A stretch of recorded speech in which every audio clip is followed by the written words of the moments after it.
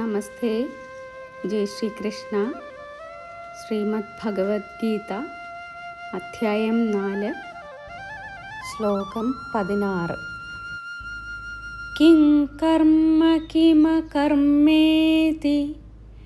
കവയോപ്യത്ര മോഹിതാഃ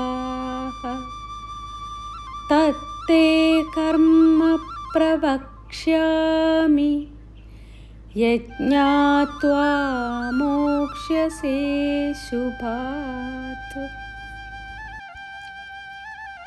കർമ്മം എന്താണ്, അകർമ്മം എന്താണ് എന്ന കാര്യത്തിൽ വലിയ ജ്ഞാനികൾ പോലും പലപ്പോഴും ആശയക്കുഴപ്പത്തിലാകുന്നു.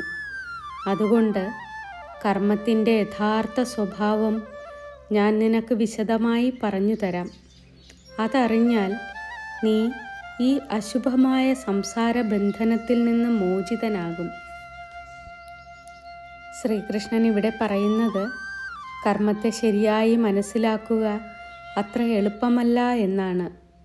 നാം ചെയ്യുന്ന ഓരോ പ്രവൃത്തിയും കർമ്മമാണ് എന്ന് കരുതുന്നത് ശരിയല്ല. പ്രവൃത്തിയുടെ പിന്നിലെ ഉദ്ദേശ്യം, കർത്തവ്യബോധം, ആസക്തി, ഫലത്തോടുള്ള പ്രതീക്ഷ എന്നിവയാണ് അതിൻ്റെ യഥാർത്ഥ സ്വഭാവം നിർണയിക്കുന്നത്. അതുകൊണ്ട് തന്നെ മഹാജ്ഞാനികൾക്ക് പോലും കർമ്മം, അകർമ്മം, വികർമ്മം എന്നിവ തിരിച്ചറിയുന്നതിൽ ആശയക്കുഴപ്പമുണ്ടാകാം. ശ്രീകൃഷ്ണൻ പറയുന്നു, കർമ്മത്തിൻ്റെ യഥാർത്ഥ തത്വം മനസ്സിലാക്കിയാൽ കർമ്മഫലത്തിൻ്റെ ബന്ധനത്തിൽ നിന്ന് മോചനം നേടാം. കർമ്മം ചെയ്യാതിരിക്കുക എന്നതല്ല മോക്ഷത്തിലേക്കുള്ള വഴി.